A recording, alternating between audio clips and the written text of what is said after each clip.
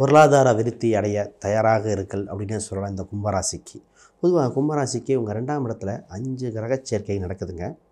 அதில் சுக்கிரன் உச்சம், சனி பகவான் உங்கள் ராசி அதிபதி பயணிக்கிறார், ராகு பகவான், மேலும் பார்த்திங்கன்னா சூரியன் மற்றும் புதன், இத்தனை கிரகம் பயணிக்க போது சொல்லவா வேணும். இந்த குறிப்பிட்ட காலகட்டத்தில் எவ்வளோ பெரிய யோகத்தின் உச்சமாக இருக்க போகுது. இந்த காலகட்டத்தை சரியாக பயன்படுத்திக்கிட்டால் நிறைய டெவலப்மெண்ட் ஆக வாய்ப்புண்டு. இது உங்களுக்கு ஒரு சின்ன ஒரு லாட்ரி யோகம் மாதிரி டக்குன்னு பூஸ்ட் பண்ணி கொடுத்துரும். இது குடும்ப ரீதியாகவும் சரி, பொருளாதார ரீதியாக, தொழில் ரீதியாக, பதவி யோகம் வரைக்கும் கொடுக்க வாய்ப்பு இருக்குங்க. இந்த நேரத்தை பற்றி தெளிவாக பேசுவோம். முதல்ல அனைவருக்கும் வணக்கம். நான் உங்கள் ஸ்ரீ சுபம் விஜயகுமார். புதுசாக பார்க்குறவங்க சப்ஸ்கிரைப் பண்ணிக்கோங்க. இந்த சேனலை பிடிச்சதா லைக் பண்ணுங்கள். உங்களுக்கு கேள்விகள் சந்தேகம் தான் கமெண்ட் பண்ணுங்கள். பொதுவாக இந்த கும்பராசி அப்படின்னு சொன்னாலே ஃபஸ்ட்டு பாயிண்ட் என்ன சொல்லுவான்னா, விடாமுயற்சி கொண்ட ராசி, எதையும் துணிந்து செயல்படக்கூடிய தன்மை உண்டு. இவங்க எதிலும் போராடி வெல்லக்கூடிய திறமை உண்டு. இதில் சதயம் அப்படின்னு ஒரு தன்மை இருக்கும். அப்போ 100 நட்சத்திரத்தின் தொகுப்பு. அப்போ நண்பர்கள் சொல்ல வேணும். அத்தனை நண்பர்கள் சேர்த்து அனுசரித்து போகக்கூடிய தன்மை உண்டு. இவங்க இயற்கையாகவே பாப்புலர் ஆகக்கூடிய, புகழ் பெறக்கூடிய சூழ்நிலை உண்டு.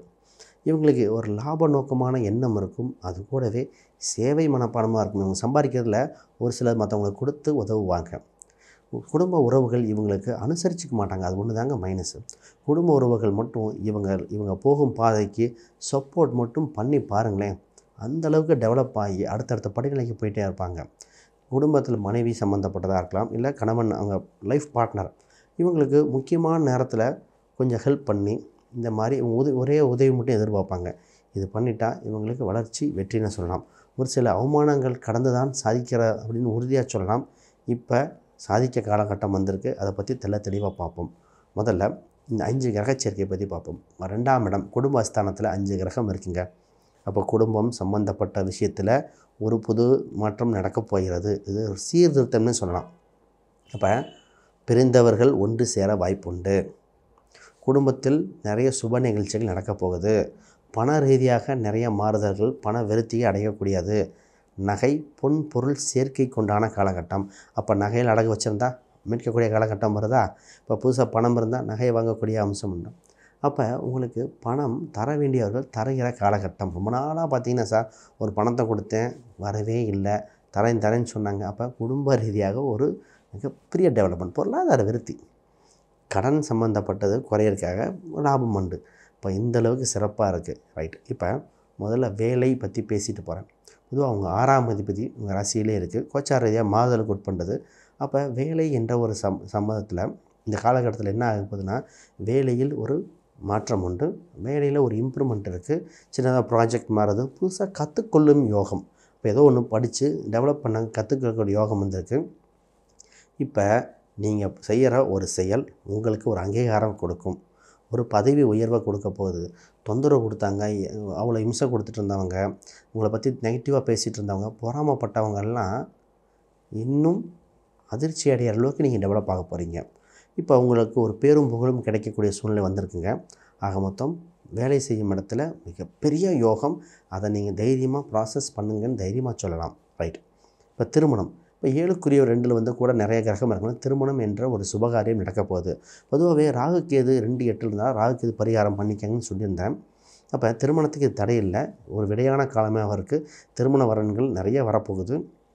நிறைய நாளாக பார்த்திங்கன்னா முடிவுக்கு வராதவங்க, சின்ன தடை ஏற்பட்டவங்களுக்கு காலகட்டம் சூழ்நிலை இருக்குது. குரு பார்வை வருகிற வரப்போகுது. அதுவும் குறிப்பாக இந்த குரு மிதுனத்துக்கு வந்துட்டால் இன்னும் யோகம். அப்போ இப்போ இருந்தே ஸ்டார்ட் ஆகிரும். இந்த 5 கிரக சேர்க்கையில் வாய்ப்புகள் அதிகமாக இருக்கும். இப்போ தான் போய் ரெஜிஸ்டர் பண்ணுங்கள், ஒரு எழுதி வைங்க, சொந்த பந்தத்துக்கு சொல்லி வைங்க திருமணத்துக்காகன்னு சொல்லலாம்.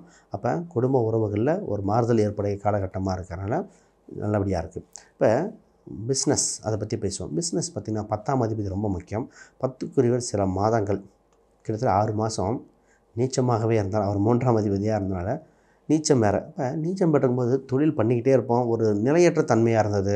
பணம் வருது போகுது, கையில் நிற்க மாட்டேது, விரயமாயிட்டே இருக்குது. வருமானத்துக்கு முன்னாடி செலவு இருந்ததும்பாங்க.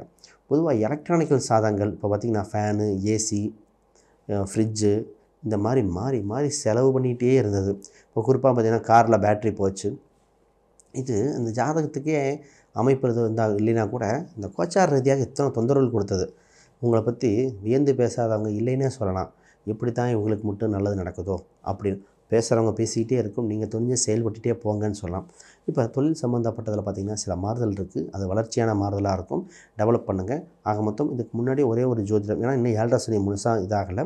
இப்போ ஜோதிட ரீதியாக ஆலோசனை பெற்று டெவலப் பண்ணக்கூடிய கால சூழ்நிலையை பார்த்துக்கங்க. அப்போ இன்னும் சரியாக பயணிப்பீங்கன்னு மாற்று கருத்து இல்லை. ரைட்டு. சொத்து சம்மந்தப்பட்ட எண்ணங்கள் ஓடிட்டே இருக்குங்க. அப்போ வீடு, இடம், சொத்து, வண்டி, வாகனங்கள் இது மாதிரி சிந்தனைகள் ஓடிக்கிட்டே இருக்கும்.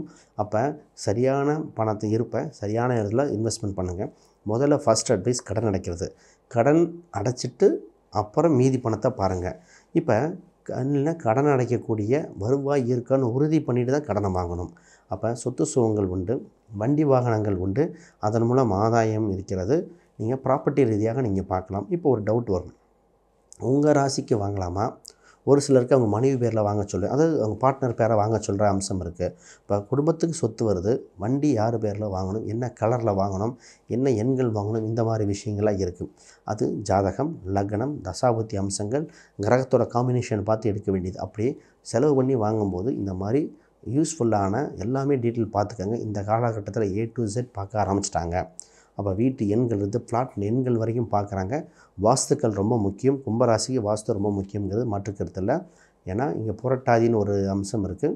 அது பார்த்திங்கன்னா குபேரனை குறிக்கும். அப்போ இந்த செல்வத்தை ஈர்க்கிறதுக்கு குபேர மூலைகள் அது சம்மந்தப்படலாம் கரெக்டாக பார்க்கணுங்கிறது மாற்றுக்கருத்து இல்லை. இப்போ மாணவர்கள் கல்வி ரீதியாக விருத்தி உண்டு. படித்து முடித்தன் வேலை வாய்ப்புகள் வருகிறது. இதில் கொஞ்சம் மாணவர்களுக்கு பார்த்திங்கன்னா எழுதி பார்க்க வேண்டியது, இல்லை ஹாஸ்டல் தங்கி படிக்க வேண்டியது, எக்ஸ்ட்ரா கோச்சிங் கிளாஸஸ் போக வேண்டியதாக இருக்குங்க. கும்பராசிக்காரங்களுக்கு மார்க் நிறைய எடுக்க வாய்ப்பு இருக்குது. கொஞ்சம் கடின உழைப்பு தேவை. இங்கே ஒரு பரிவர்த்தனை இருக்குது. பரிவர்த்தனை என்ன ஆகும்னா, புத்தகமோ டாக்குமெண்ட்டோ நண்பர்கள்ட்ட கொடுக்குறீங்கன்னா கரெக்டாக திருப்பி வாங்கிக்கோங்க. உங்கள் எல்லா புத்தகங்களும் எல்லாம் இருக்கான்னு செக் பண்ணிக்கோங்க. கடைசி எக்ஸாமுக்கு 2 நாளைக்கு முன்னாடி அந்த புத்தகத்தை காணோம், இந்த புத்தகத்தை காணோம்னு அலைய வாய்ப்புண்டு. இப்போ ஒரு சிலருக்கு புத்தகம் கொடுக்குறீங்க, உங்கள் ஸ்டடி மெட்டீரியல் கொடுக்குறீங்கன்னா ஒன்று ஜெராக்ஸ் எடுத்துகிட்டு கொடுங்க, இல்லை ஜெராக்ஸ் வாங்கிக்க சொல்லுங்கள். ஆக மொத்தம் உங்கள் சோர்ஸ் ஃபைலை அப்படியே கொடுத்துட வேண்டாம். கம்ப்யூட்டர் சம்மந்தப்பட்ட வீடியோஸ்களை படிக்கிறவங்க ஒரு பேக்கப் எடுத்து வச்சுக்கோங்க. இது ரொம்ப முக்கியம். கும்பராசிக்கு எல்லாமே நல்லா இருந்தாலும் படிப்பில் இந்த விஷயம் கவனமாக இருக்கணும். அவசரப்பட்டு விட்டுறக்கூடாது. ரைட்.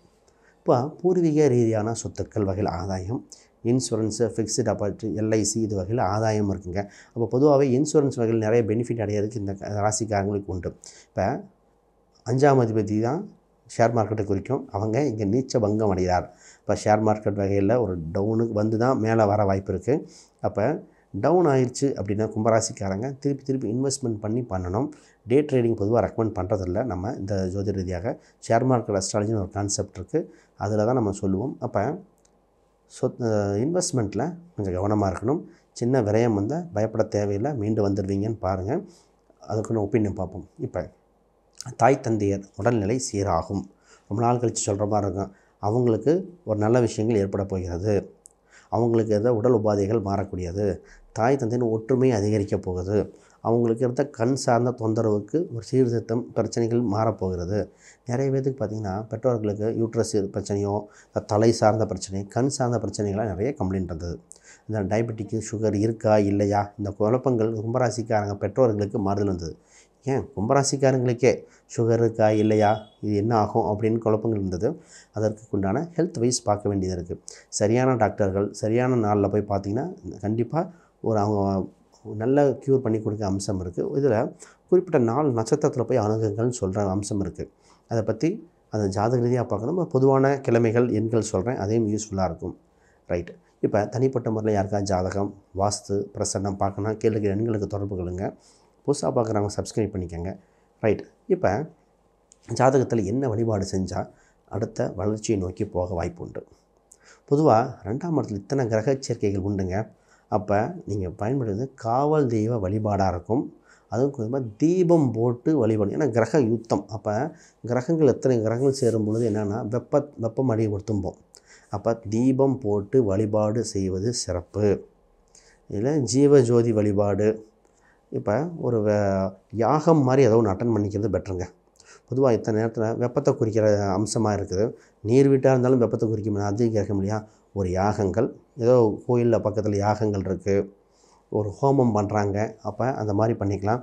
இப்போ நீங்கள் ஒரு ஹோம பூஜைகள் மாதிரி கணபதி ஹோமம் பண்ணி கூட சுதர்சன ஹோமங்கள் மற்ற ஹோமங்கள் மாதிரி ஒன்று பண்ணிக்கங்க. இது உங்களுக்கு ஒரு டெவலப்மெண்ட் கொடுக்கும் அப்படிங்கிறது மாற்று கருத்து இல்லை. இது ரொம்ப முக்கியம். ரைட்டு. ஒரு சில எண்கள் பயன்படுத்த சொல்கிறது என்னென்னா, உங்களுக்கு குறிப்பாக 3ஆம் நம்பர், 6ஆம் நம்பர், அதுபோல் 9ஆம் நம்பர், இதெல்லாம் யோகத்தை கொடுக்கக்கூடிய அம்சத்தில் இருக்குது. இதை பயன்படுத்திக்காங்க. இப்போ என்ன கடவுள் வழிபாடு, இது யாகத்தை சொல்லியிருக்கேன். ஒரு சில கடவுள் வழிபாடு யாகத்தை பண்ண முடியல அப்படின்னா என்ன பண்ணலான்னா, குறிப்பாக இந்த யாகம்னா புற்று வழிபாடுக்கு போயிடணும். பாம்பு புற்றுகள் வழிபாடு இதை பண்ணிக்கலாம். இப்போ கிழமைகள், இது குறிப்பாக என்ன கிழமைனா உங்களுக்கு வியாழக்கிழமை, வெள்ளி, செவ்வாய், முருகர் அம்சம் இருக்கிற செவ்வாய் வழிபாடுகள் செய்ய சிறப்புண்டு, வளர்ச்சி உண்டு, வெற்றி உண்டு. அனைவருக்கும் வணக்கம், வாழ்த்துக்கள்.